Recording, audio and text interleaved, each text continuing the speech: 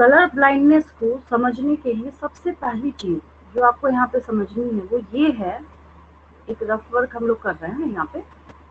अगर एक सेल मैंने बना दिया, यहाँ पे क्या बना दिया मैंने, यहाँ पे एक सेल बना दिया, ठीक है।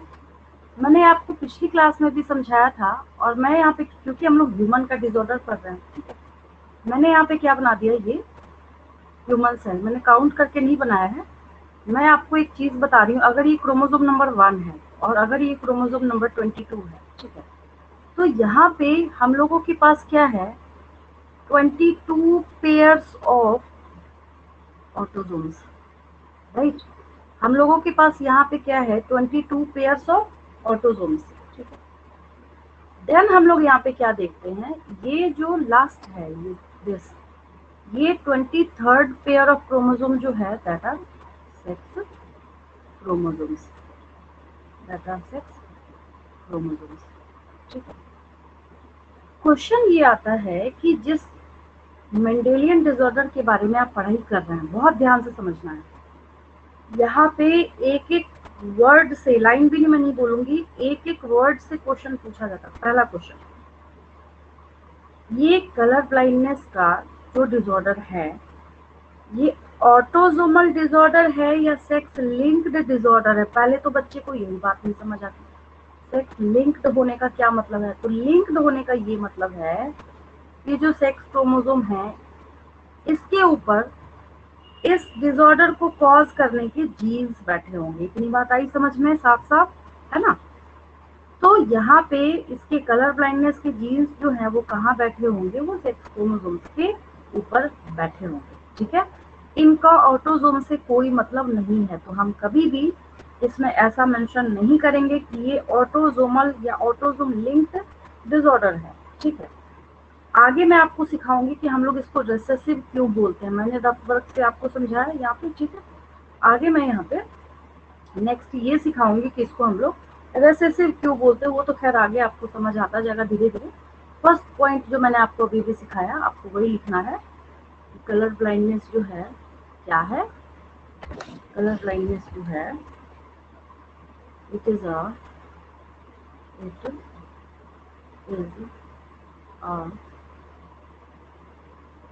Sex linked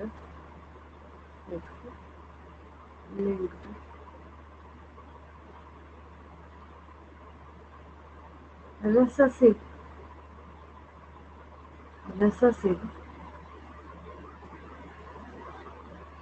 disorder, recessive disorder. मैंने आपको अभी अभी कौन सी बात सिखाई है, what is the meaning of sex linked, ठीक है। नेक्स्ट यहाँ पे जो आपके दिमाग में अभी डाउट चल रहा होगा, जो अगला क्वेश्चन आप मेरे से पूछना चाहते हैं, वो ये है कि हम यहाँ पे इसको रिसेसिव क्यों बोल रहे हैं, हम यहाँ पे क्या बोल रहे हैं, इसको रिसेसिव क्यों बोल रहे हैं, ये भी समझ आएगा अभी आपको। अब आपको पता है कि अगर हम यहाँ पे फीमेल को डिनोट कर रहे हैं, ठीक है, तो चाहे तो आप ऐसा लिखिए, चाहे आप ऐसा लिखिए एक के ऊपर, क्योंकि कलर ब्लाइंडनेस है तो स्मॉल सी लिखते हैं हम लोग, चाहे आप ऐसा लिखिए, ठीक है। यही 3 कॉम्बिनेशन है, चौथा कोई कॉम्बिनेशन नहीं है, फोर्थ कोई कॉम्बिनेशन हो ही नहीं सकता, दैट्स इम्पॉसिबल। रीजन क्या है कि यहाँ पे ये 2 ही क्रोमोसोम है, तीसरा कोई हमारे पास है नहीं कि हम बैठ के कॉम्बिनेशन बनाते रहे, ठीक है। तो जब ऐसे कॉम्बिनेशन हमें फीमेल के केस में देखने को मिलते हैं, कलर ब्लाइंडनेस के केस में, किसके केस में, कलर ब्लाइंडनेस के केस में, ये क्या है, नॉर्मल फीमेल है, ये क्या है, कैरियर है ये, क्योंकि इसके एक जीन पे बैठा है। यहीं से आपको ये स्टोरी समझ आएगी कि हम इसको रिसेसिव क्यों बोल रहे हैं, हमने इसको डोमिनेंट क्यों नहीं बोल दिया। देखिए, आपसे अगर क्वेश्चन पूछा जाएगा कि फेनोटिपिकली ये फीमेल क्या है, क्या इसको कलर ब्लाइंडनेस होगा, नो नहीं होगा। क्यों नहीं होगा, क्योंकि नॉर्मल वाला जो एक्स क्रोमोसोम है बोलेगा भाई तुम तो रिसेसिव हो, मैं तुमको सप्रेस करके अपने आप को एक्सप्रेस करता हूँ यहाँ पे। अगर ये डोमिनेंट होता ना तो फिर अनर्थ हो जाता। किसी के एक भी क्रोमोसोम के ऊपर ये कलर ब्लाइंडनेस को कॉज करने वाला अगर जीन बैठा होता तो उसको कलर ब्लाइंडनेस हो जाता। बात समझिएगा ध्यान से। तो ये सेक्स लिंक्ड तो है, बट यहाँ पे गुड लक ये है कि यहाँ पे ये रेसेसिव डिसऑर्डर है, नॉट डोमिनेंट डिसऑर्डर। कैसा है? ये रेसेसिव है। और हम लोगों को काफी ऐसे रेयर केसेस देखने को मिलेंगे जहाँ पे कलर ब्लाइंडनेस का जो जीन है वो दोनों ही एक्स क्रोमोसोम पे बैठा हो। बच्चे पूछते मैडम आपने इसको रेयर क्यों बोला? रेयर इसलिए बोला, ऐसा तो हो नहीं सकता कि कलर ब्लाइंडनेस कोई ऐसी बीमारी है कि छुप जाए। जिस मेल को होता है पता तो होता ही है, उसमें क्या होता है, रेड और ग्रीन कलर में डिटेक्शन में प्रॉब्लम आती है, उनको ड्राइविंग लाइसेंस वगैरह भी नहीं दिया जाता है। ठीक है, तो अब पॉसिबल तो है नहीं कि जहाँ पे मेल साइड से जो क्रोमोसोम आ रहा है वो भी मिल गया इसको, फीमेल साइड से भी। चलिए माना कि फीमेल साइड जो कैरियर थी वो पता नहीं चला, बट इतना ऐसा कोइंसिडेंस तो रेयरली हो सकता है, तभी मैंने इसको रेयर केस बोला है ना। तो आपको मैंने अभी तक कौन सी बात समझाई कि कैसा है? सेक्स लिंक्ड रिसेसिव डिसऑर्डर है। ठीक है, अब यहाँ पे जैसा कि मैंने बोला आपको, इस पर्सन को मतलब जिसको कलर ब्लाइंडनेस होगा उसको प्रॉब्लम होती है रेड और ग्रीन कलर के डिटेक्शन में। उसको किस में प्रॉब्लम आती है? उसको प्रॉब्लम आती है रेड और ग्रीन कलर के डिटेक्शन में, है ना। तो लिख लेते हैं आगे। ये बात आपको समझ आई? रेसेसिव भी पॉइंट है अपने आप में। जैसे मैं अगर आपको यहाँ पे एक ऑप्शन बना के दिखाती हूँ, नीट एग्जाम में क्वेश्चन है colour blindness is, option A देखिए, सब एक जैसा लगेगा आपको। मैंने यहाँ पे लिखा सेक्स लिंक्ड ऑटोजोमल। सोचते रहिए बैठे बैठे, सब तो एक जैसे ऑप्शन दिख रहे हैं, किसको मार्क करेंगे आप? सेक्स लिंक्ड ऑटोजोमल डिसऑर्डर, जबकि ये बिल्कुल वाहियात ऑप्शन है, ऐसा हो ही नहीं सकता। एक ही देगा ना कोई दोनों में से, चाहे तो ऐसा लिख लीजिए चाहे ऐसा लिख लीजिए, लेकिन बच्चों को बेवकूफ बनाने के बहुत तरीके हैं। जिसने कोई पढ़ाई नहीं करी है उसके लिए तो सब बराबर है, सारे ऑप्शन। वो तो किसी एक पर भी क्या करेगा, तुक्का ही लगाएगा वो बच्चा जिसको कोई कॉन्सेप्ट ही नहीं है। ठीक है, यहाँ पे क्या है? Sex linked disorder. यहाँ पे क्या है? Autosomal disorder. हाँ, सेक्स लिंक्ड लिखा है। सेक्स लिंक्ड, एक चीज मैं और कर दूं यहाँ पे, सेक्स लिंक्ड डोमिनेंट डिसऑर्डर। मैं क्या कर दूं यहाँ पे? Sex linked dominant disorder. C में मैंने लिखा ऑटोजोमल डिसऑर्डर, डी में मैंने लिखा है सेक्स लिंक्ड। अभी मुझे पता है कि अभी आपको पता है the correct option is D. अभी अगर मैं आपसे पूछूं, आप बोलेंगे करेक्ट ऑप्शन यहाँ पे क्या है? डी है, नो डाउट। लेकिन अगर यहाँ पे करेक्ट ऑप्शन डी है तो बाकी सारे ऑप्शन भी तो आपको एक जैसे फर्स्ट ऑफ ऑल दिखेंगे ना, क्योंकि मतलब जिस बच्चे ने पढ़ाई नहीं की है या फिर जिसने समझा नहीं है उसके लिए चारों ऑप्शंस एक जैसे। यही चीज मैं आपको समझाने की कोशिश कर रही हूँ। अगर आप, और इससे क्वेश्चन है 2000%, आप देखिए नीट के पास्ट ईयर पेपर्स में ढूंढना स्टार्ट कीजिए, आपको जरूर मिल जाएगा। ये क्वेश्चन तो है ही है, बच्चे को वहां पे क्या करना है? कंफ्यूज करना है। आखिर हमें पता तो चले कि बच्चे ने कितने डेप्थ में पढ़ाई करी है, तो हम ऐसे ही क्वेश्चन बनाते हैं ताकि बच्चा वहां पे फंस जाए, उसको पता ही नहीं चले कौन सा सही होगा, सारा तो एक जैसा लिख रहा है ना।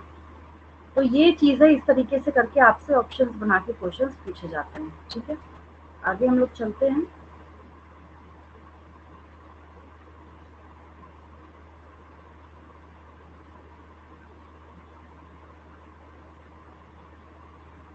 चलिए इसको यहाँ से हटाते हैं, वैसे भी रफ वर्क था, कोई यूज नहीं है इसका। मैं एक डेमो के तौर पे आपको बता रही थी कि ऐसे क्वेश्चंस आपसे पूछे जा सकते हैं, है ना।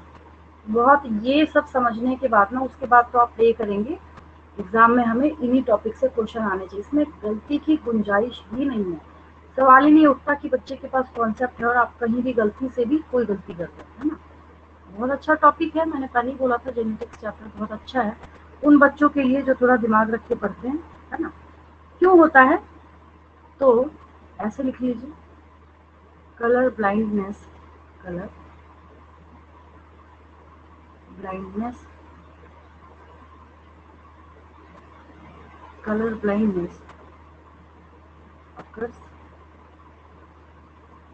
due to due to defect in either red और ईदर रेड और ग्रीन, रेड और ग्रीन कोन ऑफ 11th में थोड़ा सा आपने सीखा था, है ना, कोन ऑफ आई, जिसकी वजह से क्या होता है, दैट लीड्स टू और resulting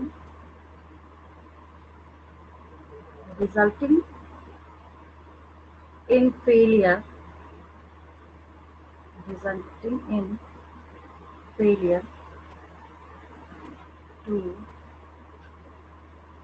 discriminate failure in discriminate between। अब अगर कोई ड्राइविंग कर रहा है तो इन्हीं दो कलर्स का यूज है, पता है, हम ट्रैफिक सिग्नल पे इन्हीं दो कलर का यूज करते हैं, जिसकी वजह से अगर पता चल जाए तो इनको ड्राइविंग लाइसेंस नहीं दिया जाता है ना। Between between red and green colour, red and green colour,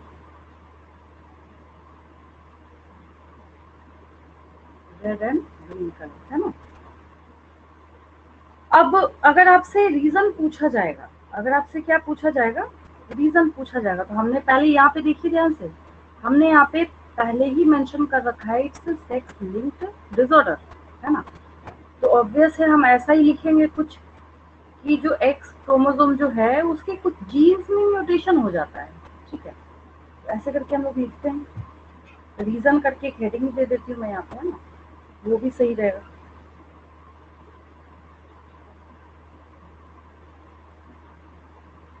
reason में लिख लीजिए, रीजन में लिख लीजिए इसका रीजन क्या है।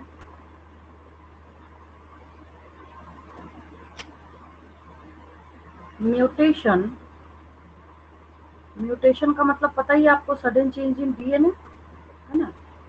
Mutation in certain jeans, mutation in certain jeans, mutation in certain genes present in the present in the X chromosome, in the X chromosome, X chromosome, ठीक है। क्यों बोला हमने एक्स क्रोमोसोम, क्योंकि वाई इसको कैरी कभी करेगा ही नहीं किसी कीमत पे। ये बहुत अच्छा पॉइंट है, यहाँ पे जो मैंने लिखा ना आपको एक्स क्रोमोसोम, इसको हमेशा दिमाग में बिठा के रखना है। वाई क्रोमोसोम ऐसा बोलेगा मुझे तुम्हारे से कोई मतलब नहीं है, ठीक है। अब यहाँ पे बात ये आती है, अगर हम परसेंट वाइज प्रोबेबिलिटी निकालना स्टार्ट करते हैं, ठीक है, तो हम लोग प्रोबेबिलिटी लिख लेते हैं, कितने कितने परसेंट के चांसेस हैं, ठीक है। नेक्स्ट लिख लीजिए प्रोबेबिलिटी, कैसे हो जाएगा इसका, दोनों में अलग अलग करके लिख लेते हैं। मेल्स में ज़्यादा चांसेस होते हैं इसके, इसके चांसेस क्या हैं, मेल्स में ज़्यादा होते हैं, ठीक है, ऐसे कर देते हैं। 8% 8% of males, 8% of males and only लगाना भी जरूरी है, बहुत कम है इसके comparatively, only about 0.4%, only about 0.4% of females.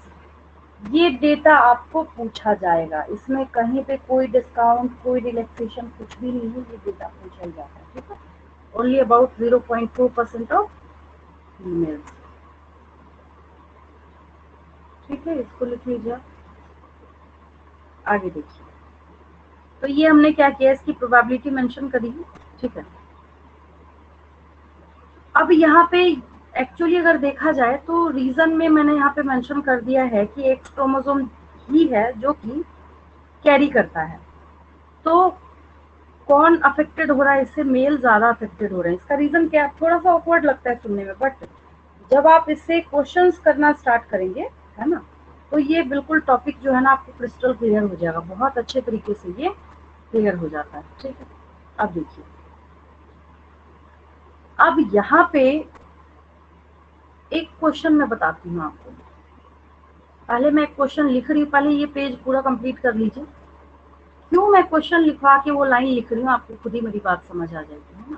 पहले इसको कंप्लीट कर लीजिए।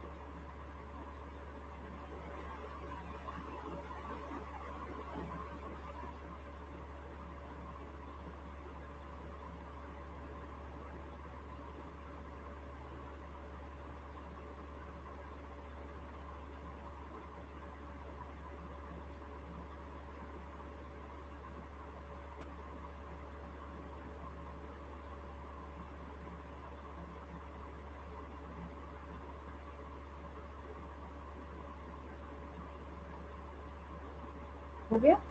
चलिए आगे चलते हैं। हो गया होगा, ये आपने स्क्रीनशॉट भी ले ही लिया होगा, क्योंकि नीचे क्वेश्चन लिखोगे तो अच्छा नहीं लगेगा, बहुत ज़्यादा स्पेस भी नहीं है। ठीक है,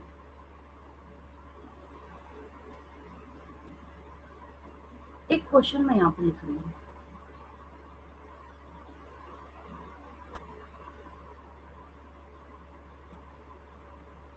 ऐसे, जैसे आप करते थे शुरू से, जो आपने किया है ब्लड ग्रुप के केस में, वैसे ही क्वेश्चन है।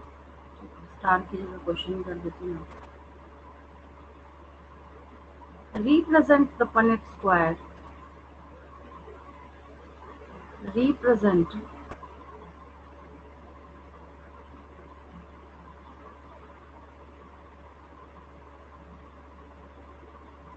represent the Punnett square। ना भी लिखा हो तब भी बनाना पड़ता है ना। represent the Punnett square for crossing between, for crossing between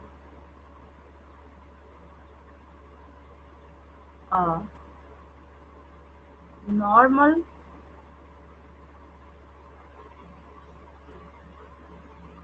male and a carrier female, and a carrier female। अब किसकी कैरियर है? बहुत सारे डिसऑर्डर है ना, आगे जाके हीमोफीलिया, एक्स वाई जेड सब कुछ आप पढ़ेंगे, है ना। तो यहाँ पे लिखना जरूरी है, क्योंकि मैंने कहीं पे क्वेश्चन में मार्क किया नहीं है। मैं यहाँ पे लिख देती हूँ, लिखने में क्या जाता है ना। कलर ब्लाइंडनेस, अभी तो आप टॉपिक पढ़ रहे हैं तो आप समझ रहे होंगे, अच्छा हमें यहाँ पे कलर ब्लाइंडनेस के रिगार्डिंग ही क्वेश्चन पूछा जा रहा है, बट अलग से भी पूछा जा सकता है। मैं यहाँ पे क्या करती हूँ, कलर ब्लाइंडनेस जो उसको मेंशन कर देती हूँ, है ना। कलर ब्लाइंडनेस, कलर ब्लाइंडनेस, ठीक है। Represent the Punnett square for crossing between a normal male and a carrier female, and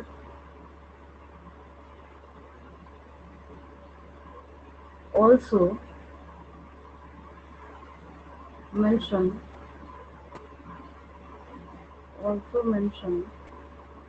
the percentage of, mention the percentage of probability of, percentage of probability of color blind, color blind सन। सिर्फ सन पूछ रहा है यहाँ पे, है ना। चलिए, करना स्टार्ट करते हैं। कुछ नहीं, कभी भी ऐसा क्वेश्चन दिखे घबराना नहीं है, बस ध्यान से जैसे मैंने आपको सिखाया अभी तक गिवन एज लिख के उसको इजीली करते जाना है। ठीक है, हम लोग इसका सोल्यूशन देखना स्टार्ट करते हैं। ठीक है, क्या दिया है आपको उसको मेंशन कर दीजिए। सोल्यूशन को करने के लिए सबसे अच्छा तरीका ये है, पहले आप ये लिखिए कि आपको दिया गया है। आप यहाँ पे लिखिए गिवन एज, हमेशा ही एग्जाम में ये फॉर्मेट रखना है। ठीक है, गिवन एज, क्या आपको लैंग्वेज में दिया गया है और नॉर्मल फेल, नॉर्मल मेल है ना। यहाँ पे पहले लिख लीजिए, फर्स्ट आपको दिया गया है नॉर्मल मेल। नॉर्मल मेल का क्या मतलब है, एक्स वाई। देन आपको क्या दिया है, अ कैरियर फीमेल, अ कैरियर फीमेल। देन आपको क्या दिया है, अ कैरियर फीमेल। ठीक है, कैरियर फीमेल का मतलब आप समझ चुके हैं अभी तक, that is X C X, it's small C. Y, क्योंकि ये रिसेसिव डिसऑर्डर है, नॉट डोमिनेंट। अगर होता तो कैपिटल सी, हालांकि पता चलता नहीं छोटा लिखा है बड़ा लिखा है, बट मैंने आपको एक बात बता दी है कि ये स्मॉल सी है। ठीक है, ऐसा हमें दिया हुआ है। फिर हम क्या करें, जब हमने गिवन एज लिख दिया तो अगला काम हमारे पास क्या बचता है, पनेट स्क्वायर बनाने का। ऑब्वियस कॉमन सेंस है, ये हर बच्चे को पता होता है कि नेक्स्ट जो वर्क हमारे पास है, जो वर्क हमें दिया जा रहा है यहाँ पे, वो हम लोगों के पास इसका पनेट स्क्वायर बनाने का है। किसका है वर्क, हम लोगों के पास पनेट स्क्वायर बनाने का है। ठीक है, तो हम लोग बना लेते हैं पनेट स्क्वायर इसका। शिफ्ट नहीं हो रहा है यहाँ से, ठीक है, ऐसे ही शिफ्ट हो जाए कम से कम। फटाफट इसको फिल कर लेते हैं।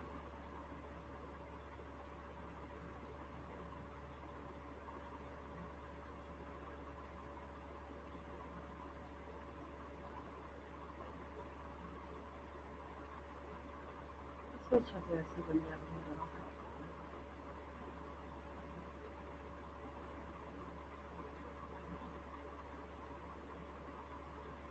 यहाँ से नॉर्मल मेल में से ये हट गया, इससे जल्दी तो मैं ही बना लूँगी। चलिए ऐसे कीजिए इसको, मैंने यहाँ पे लिखा x Y.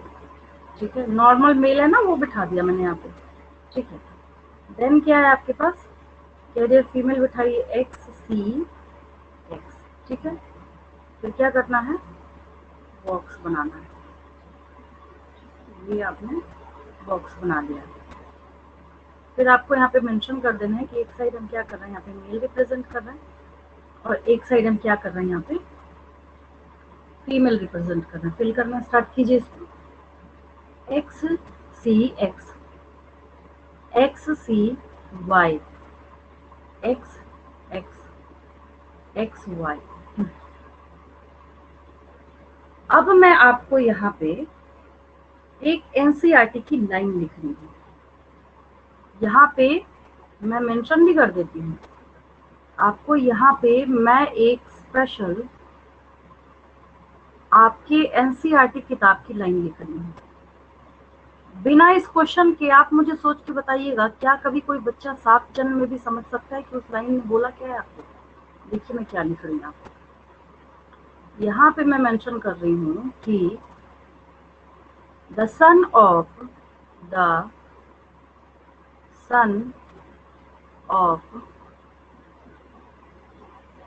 A woman, the son of a woman who carries who carries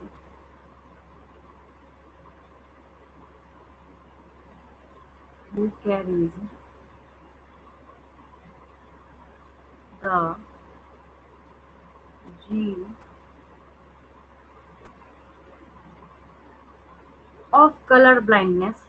बस मैं यहाँ पे ऑफ कलर ब्लाइंडनेस जोड़ रही हूँ, उसमें सिर्फ जीन लिख के छोड़ा हुआ है। तो होता है ना कभी आप आगे देखें नोट्स तो आपको समझ नहीं आएगा, तो मैंने यहाँ पे सिर्फ ऑफ कलर ब्लाइंडनेस जोड़ दिया, बाकी एनसीईआरटी की लाइन है। The son of a woman who carries the gene of colour blindness has a 50% has a 50% chance of being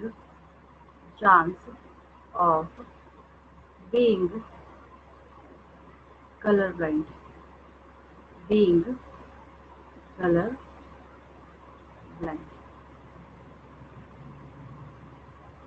अब स्टूडेंट मेरे पास इसको एज अ डाउट लेके आता है। क्या डाउट है सुनिएगा ध्यान से, ठीक है, बहुत ध्यान से समझिएगा इसको। मैंने यहाँ पे क्या करा है, ये लिखा कि ये फीमेल जो है वो कैरियर है, फीमेल जो है ये क्या है, कैरियर है, ठीक है। और आपको मैंने ये बात भी सिखाई है कि ईच बॉक्स इज 25%। अगर आपसे क्वेश्चन में पूछा गया, अगर आपसे मैंने यहाँ पे पूछा कि mention the percentage of probability of colour blind son, तो मैंने आपसे ये पूछा है यहाँ पे, सन तो दो ही है यहाँ पे, मतलब प्रोबेबिलिटी दो टाइप की है, एक तो नॉर्मल होगा, दूसरा कलर ब्लाइंड होगा। तो मेरा यहाँ पे क्वेश्चन ये है कि कितना परसेंट सन जो है वो यहाँ पे कलर ब्लाइंड होगा। तो अगर हम इन दोनों को 100 माने, 100 मानने का मतलब है अगर हम सिर्फ सन को देखना स्टार्ट करें, यहाँ लिखती हूँ क्योंकि उसको रब करने की जरूरत होगी, है ना।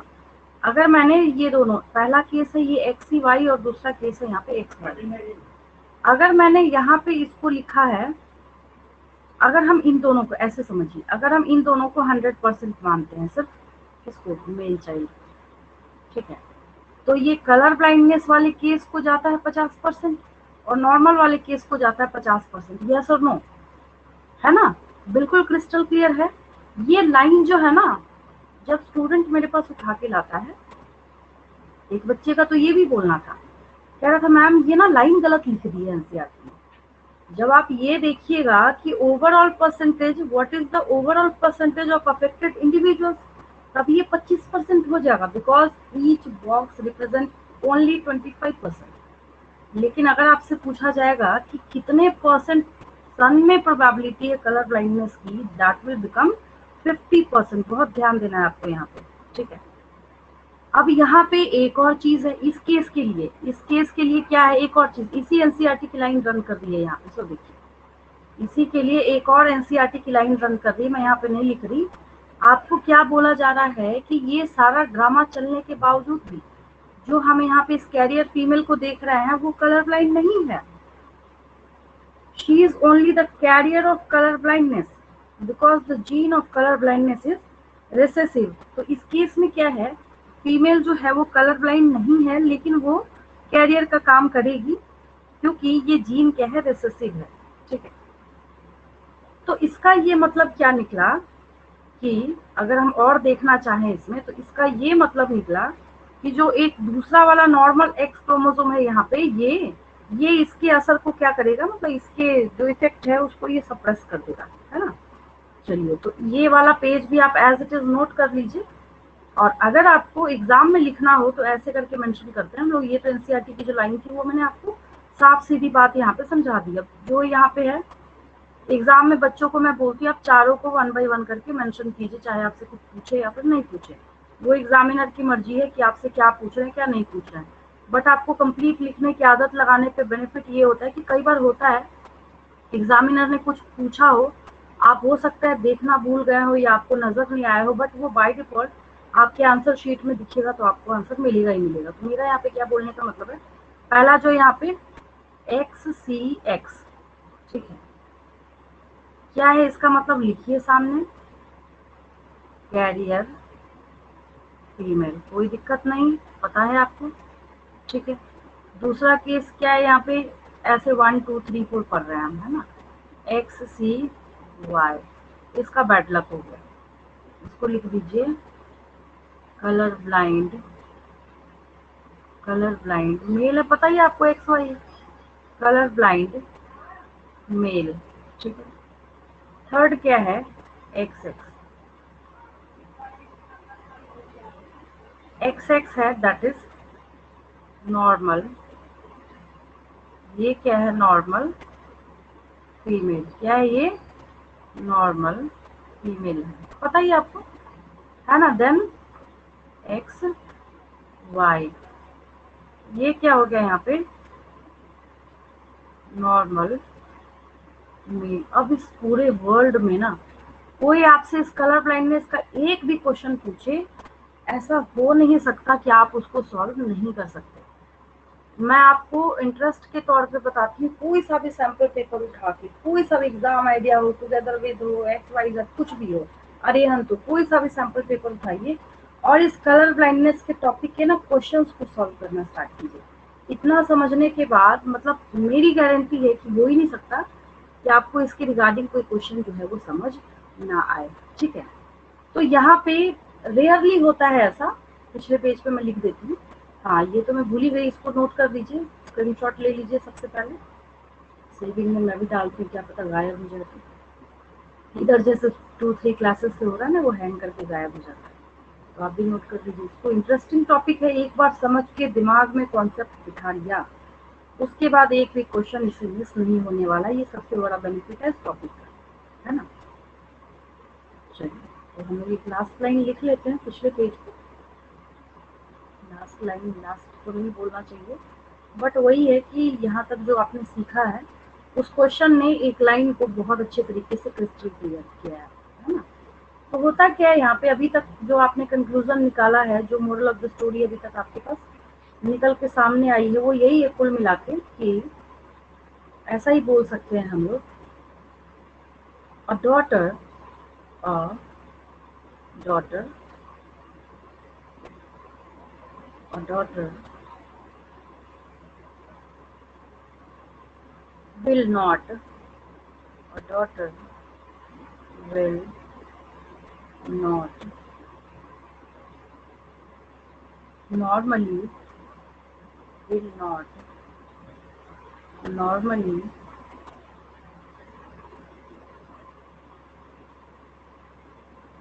be color blind, be color blind, color blind unless, unless her, इस पे क्वेश्चन भी करा दूंगी मैं आपको, unless her mother, unless her mother is a carrier, mother is a carrier and her father, her father इस कलर ब्लाइंड। रेयर केस है ना, ऐसा थोड़ी होगा कि एक है कि वो कैरी करने का काम कर रही है, कैरियर भी है, और पता चला मेल। बहुत रेयरेस्ट केस है ये, है ना। Father is colour blind, father is colour blind, बस हो गया ये, बिल्कुल क्रिस्टल क्लियर हो गया आपके पास कलर ब्लाइंडनेस। ये क्या केस बोल रहा है मैं यहाँ पे रफ में बताती हूँ आपको, देखिए कोई कंट्रास्टिंग। हाँ, रेड कलर लेती हूँ ताकि आपको समझ आए। मैंने आखिरी पॉइंट क्या लिखा है सो देखिए, मेल को मैंने क्या किया, बना दिया कलर ब्लाइंड, कोई दिक्कत नो। फीमेल को मैंने क्या किया, बना दिया कैरियर, कोई दिक्कत नहीं, XCX। फिर क्या आएगा आपके पास रिजल्ट, आपको बहुत अच्छे से पता है, XC XC XCY XCX XY। क्या निकला रिजल्ट, ये फीमेल जो है यहाँ पे ये हो गई कलर ब्लाइंड। तो यही बात आपको यहाँ पे बोली जा रही है कि एक डॉटर को तब तक नहीं हो सकता जब तक कि मेल भी कलर ब्लाइंड हो और फीमेल उसकी जो मदर है वो कैरियर हो, ये बोला जा रहा है आपको यहाँ पे, है ना। ये वाला केस जो है इसके लिए मैंने यहाँ पे आपकी लाइन लिखी है। प्रोबेबिलिटी जो है, परसेंटेज है, उससे बहुत ज्यादा क्वेश्चन जो है पूछे जाते हैं। अब इसके लिए जो आखिरी मैंने लाइन लिखी है, इसके लिए मैं एक लास्ट क्वेश्चन लिख देती हूँ, बनाते रहिए बैठ के। 100 क्वेश्चन है, जितने भी क्वेश्चन है, कुछ कुछ बीच में से, जैसे मैं क्वेश्चन निकालना स्टार्ट करूँ, mention the probability of affected males of colour blindness 8%, probability of female 0.4%, कैसा डिसऑर्डर है ये, सेक्स लिंक्ड है। ऑटोसोमल है, रिसेसिव है, रिसेसिव है। कौन सा जीन कैरी करता है, एक्स जीन कैरी करता है। एक्स जीन के कैरी करने का बेनिफिट क्या है कि 2x क्रोमोसोम एक साथ आएंगे तो दूसरा वाला जो एक्स है उसको क्या करेगा, सप्रेस कर देगा, है ना। बस इतनी सी बात है। ये पेज भी नोट कर ही लिया होगा आपने। अब हम लोग आगे चलते हैं। एक क्वेश्चन इस आखिरी लाइन के लिए मैं लिख देती हूँ, मैं ही बना भी देती हूँ, ऐसे तो आप भी बना सकते हैं।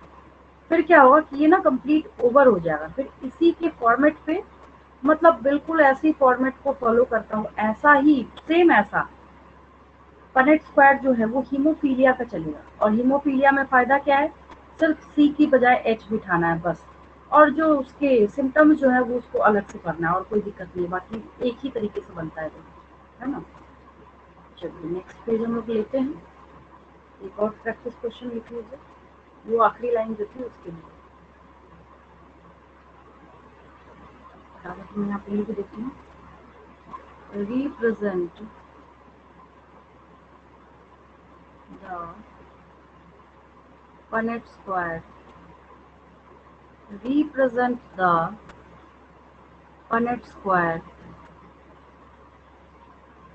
for crossing between, for crossing between, for crossing between a color blind male, color blind male and a carrier female। बस हो गया, कहानी खत्म, है ना। भाई दोनों ही यहाँ पे डिफेक्टेड हैं, ऐसा भी बोल सकते हैं हम लोग, है ना। बस हो गया। यहाँ पे उसी तरीके से जैसे मैंने आपको सिखाया है वैसे करके आपको इसको सॉल्व करना है। इसका हम लोग सोल्यूशन देखना स्टार्ट करते हैं। एग्जाम में भी इसको गिवन एज से ही स्टार्ट करेंगे। जो फॉर्मेट है तो है बना हुआ उसी तरीके से। यहाँ पे लिखते हैं हम लोग गिवन एज, क्या दिया है आपको, ऑलरेडी दिया गया है कि पहला मेल कैसा है, मेल है यहाँ पे कलर ब्लाइंड, राइट। जो दिया है लिखिए। लिखने के बाद भी कई बार बहुत सारे प्रॉब्लम सॉल्व होते हैं। मेल कैसा है यहाँ पे, कलर ब्लाइंड है ना। मैंने इसको लिख दिया XCY, कोई दिक्कत नहीं। सेकंड केस आपको यहाँ पे क्या दिया है, फीमेल जो है दैट इज कैरियर। फीमेल क्या है, कैरियर है, ठीक है। लिखिए XCX, कोई दिक्कत नहीं। पनेट स्क्वायर बनाइए। पनेट स्क्वायर बनाते वक्त क्या होता है, वही चीज हम लोगों के सामने निकल के आती है जब हम लोग क्या करते हैं, इसका पनेट स्क्वायर बनाते हैं, ठीक है। वही रिजल्ट आएगा, पता ही है हम लोगों को। ये देखिए, अगर हम लोग यहाँ पे मेल लिख देते हैं ऊपर, हमने यहाँ पे क्या किया, मेल लिखा दैट इज XCY, और इस साइड हमने क्या किया, फीमेल लिखा XC, मेंशन कर देते हैं। मेल को आप इस लाइन में शो कर रहे हैं, फीमेल को आप इस लाइन में शो कर रहे हैं। बस इसके बीच के पनेट स्क्वायर को फिल कर दीजिए, that is XCY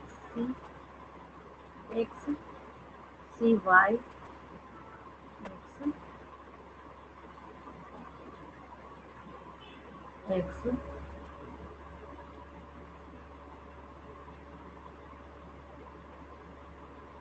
XC X and XY। पता चल गया, बिल्कुल क्रिस्टल क्लियर हो गया। यहाँ पे प्रोबेबिलिटी परसेंट वाइज पूछा जा सकता है, मेल में कितनी प्रोबेबिलिटी है पूछा जा सकता है, फीमेल में कितनी प्रोबेबिलिटी, जो भी पूछे XYZ, आपको क्या मतलब, आपके पास तो कॉन्सेप्ट है, तो कहीं भी किसी भी तरीके से पूछे आप उसका आंसर कर सकते हैं, है ना। फिर जो आगे मैंने आपको सिखाया है चारों को मेंशन कर दीजिए। फिर आपको कौन सी बात यहाँ पे समझ आ रही है, आप जानते हैं ऑलरेडी, इस चीज़ को आप इजीली क्लियर कर सकते हैं, आप इसका मतलब भी समझते हैं, तो चारों को लिख दीजिए वहाँ पर। चलिए, पहला क्या है आपके पास यहाँ पे, XCXC, है ना, दैट इज हो गया यहाँ पे horrible case. Colour blind, that is colour blind female, क्या हो गई, colour blind female. Second case क्या हो गया यहाँ पे, XCY, ये हो गया यहाँ पे कलर ब्लाइंड मेल, है ना। देन हो गया यहाँ पे आपके पास ये XCX, चारों कैटेगरी है इसके पास, है ना। कैरियर फीमेल, देन क्या हो गया यहाँ पे आपके पास XY, दैट इज नॉर्मल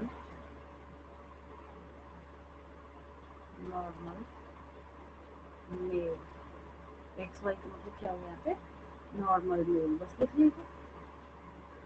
अगर आपसे पूछा जाए कि फीमेल में, क्वेश्चन ध्यान से समझिएगा, अगर आपसे पूछा गया कि फीमेल में सिर्फ,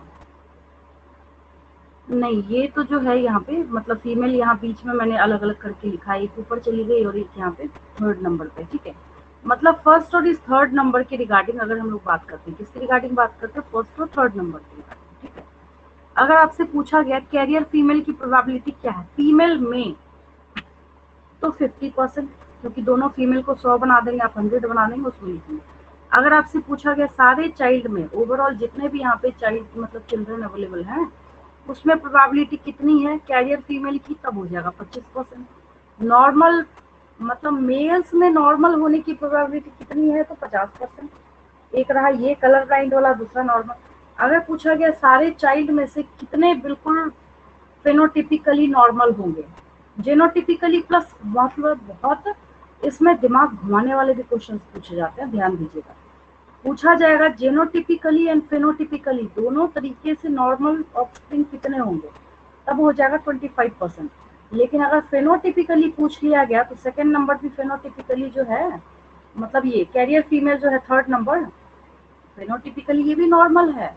क्वेश्चन बहुत ध्यान देना है कि आपको क्या पूछा जा रहा है, वो जेनोटिपिकली पूछ रहा है, फेनोटिपिकली पूछ रहा है, या कुछ और पूछ रहा है, वहाँ पे आपको ध्यान देना पड़ता है। तो प्रोबेबिलिटी जो है, इसको जब आप देखते हैं तो इसमें भी क्या है, आपको बहुत ध्यान से क्वेश्चन को एनालाइज करना होता है कि वो आपसे क्या पूछना चाहता है ना। फटाफट इसको भी नोट कर लीजिए।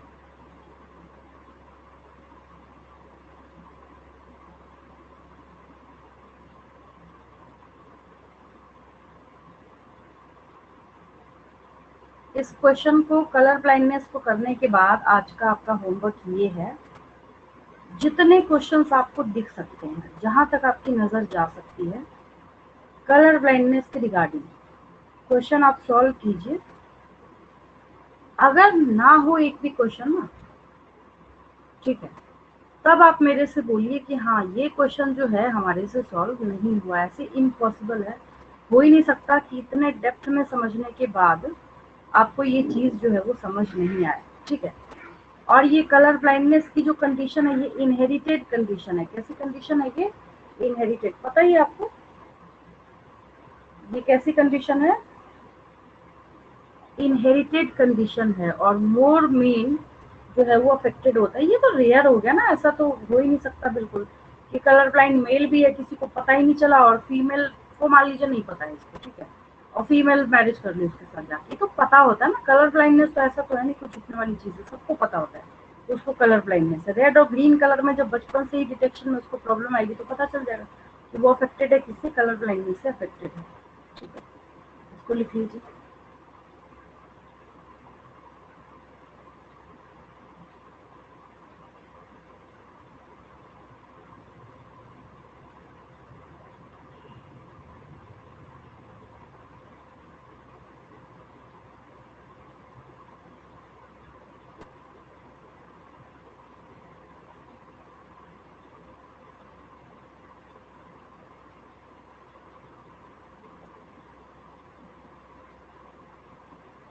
शॉर्टकट में इसको ऐसा भी बोलते हैं, colour vision deficiency. Colour blindness का जो है ना, इसी का दूसरा नाम है कलर विजन डेफिशिएंसी, इसी को बोलते हैं हम लोग। और यहाँ पे भी लिख सकते हैं कलर रीजन,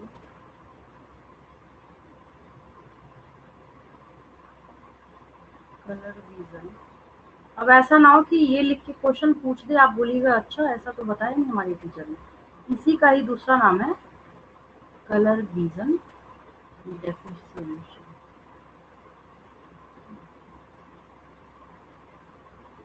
इसी का ही सेकंड नेम। क्योंकि एक्चुअली में यहाँ पे किस में प्रॉब्लम आती है, कलर को डिटेक्ट करने में प्रॉब्लम आती है ना, तो ऐसा भी हम लोग बोल सकते हैं इसको। और ये सिर्फ और सिर्फ रेड और ग्रीन कलर में डिटेक्शन में प्रॉब्लम क्रिएट करता है। यहाँ पे रहा बिटवीन रेड, इसको भी डिटेक्ट करने में प्रॉब्लम करेगा ये, है ना, रेड, और ये रहा ग्रीन कलर, यहाँ पे रहा ग्रीन कलर, इन दोनों को डिटेक्ट करने में ये क्या करता है, प्रॉब्लम क्रिएट करता है। तो हो सकता है कई बार आपसे क्वेश्चन का भी पूछ लिया जाए कि भाई यही बता दीजिए, रेड और ग्रीन में प्रॉब्लम होगा, ब्लू ग्रीन में प्रॉब्लम होगा, येलो ग्रीन में प्रॉब्लम होगा, रेड येलो में प्रॉब्लम होगा, तभी आप कंफ्यूज कर सकते हो। तो आपको ये चीज़ भी याद रखनी है कि आखिर यहाँ पे कौन कौन से कलर्स के बीच में डिटेक्शन में प्रॉब्लम आती है, ठीक है। तो नॉर्मली हम हेल्दी तो नहीं बोल सकते ना उसको, और ये बहुत डेंजरस केस भी हम बोल सकते हैं, ऐसा भी है जब कलर में ही प्रॉब्लम है, ड्राइविंग का काम तो है ही नहीं उसके दिन में, आप ये भी लगा लीजिए जब उसको कलर डिटेक्शन में प्रॉब्लम आ रही है।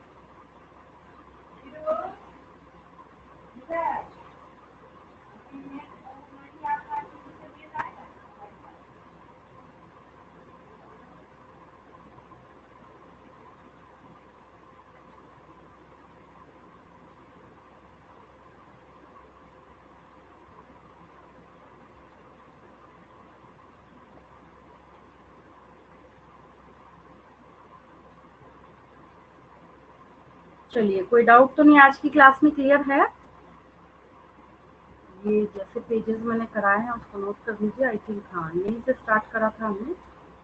और एनसीईआरटी की अगर बात करें तो एक पिछले पेज पे थोड़ा सा है, यहाँ नीचे इसके बाद का पेज था शायद नीचे, यहाँ से है, ये देखिए कलर ब्लाइंडनेस, बहुत ध्यान से पढ़ेंगे इसको। बाद का पेज कहीं होगा, थोड़ा सा बैक पेज पे भी है, मैंने ये आपको समझाया है आज की क्लास में। फिर उसके रिगार्डिंग जो क्वेश्चंस बन सकते थे, मतलब जो परफेक्ट थे दो, वो मैंने आपको केस बताया। बाकी आपकी मर्जी, आपको इसमें 100 बनाना है, 50 बनाना है, 200, कितना बनाना है, कितने क्वेश्चंस बना के ट्राई कर सकते हैं, लेकिन बनेगा ज़रूर। और प्रैक्टिस करने में आपको इंटरेस्ट भी आएगा, क्योंकि मैंने आपको ये कम्प्लीटली सिखा दिया है, इसमें आपको कहीं भी कोई दिक्कत नहीं आएगी, ठीक है। फिर भी कोई डाउट हो तो पूछ सकते हैं, नहीं तो मैं लीव करती हूँ। कोई डाउट तो नहीं आज की क्लास में,